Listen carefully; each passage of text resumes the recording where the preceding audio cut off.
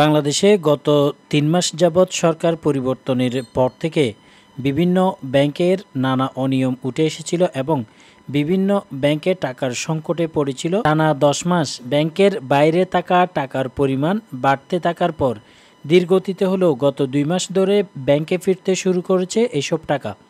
ব্যাংকারদের মতে ব্যাংকের প্রতি গ্রাহকদের আস্থা ধীরে ধীরে ফিরতে থাকায় এবং অন্তর্বর্তী সরকারের অধীনে আর্থিক অনিয়ম কম হওয়ায় ব্যাংকের টাকার পরিমাণ বাড়ছে।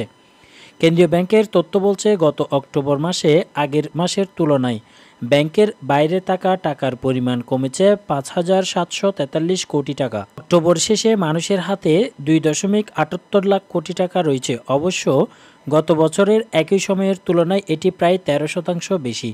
চলতি বছরের সেপ্টেম্বর শেষে এর পরিমাণ ছিল ২.৮৪ লাখ কোটি টাকা।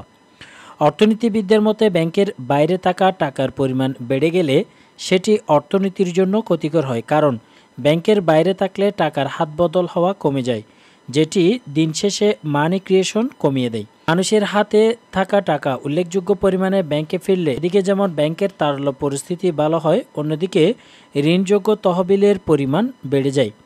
দেশে বিনিয়োগ বাড়ার মতো পরিস্থিতি তৈরি হয়। ঢাকা ব্যাংকের ব্যবস্থাপনা পরিচালক শেখ মোহাম্মদ মারুফ বলেন, রাজনীতিসহ নানা অস্থিরতা ও অনিয়মের কারণে গ্রাহকদের আস্থার কিছুটা সংকট তৈরি হয়েছিল।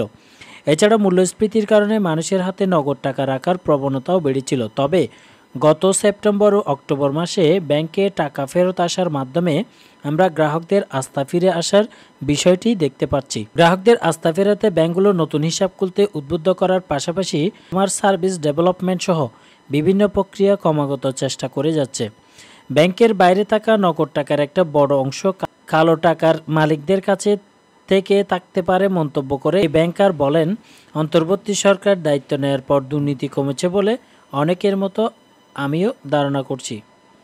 ক্যাশ টাকার সংকটে পড়েছিল, তার মধ্যে উল্লেখযোগ্য 10 থেকে 12টি ব্যাংক মানুষদেরকে চাহিদা মতো টাকার পরিমাণ দিতে ব্যর্থ হয়েছিল। কিন্তু বর্তমানে এইসব ব্যাংক থেকে আপনারা নির্দিষ্ট অঙ্কের টাকা তুলতে পারবেন এবং আপনার ইচ্ছে মতো টাকা উঠাইতে পারবেন। এসব ব্যাংকগুলোর মধ্যে ফার্স্ট সিকিউরিটি ইসলামী ব্যাংক, সোশ্যাল ইসলামী ব্যাংক, ইউনিয়ন ব্যাংক, গ্লোবাল ইসলামী ব্যাংক, ন্যাশনাল ব্যাংক সহ আরও অসংখ্য ব্যাংক থেকে বর্তমানে আপনারা চাহিদা মতো টাকা উঠাইতে পারবেন। তবে বলে রাখি, তাদের যে ব্যাংকের নিয়ম রয়েছে সেখান থেকে একটা নির্দিষ্ট পরিমাণ অ্যামাউন্ট এখনও পর্যন্ত নির্ধারিত রয়েছে।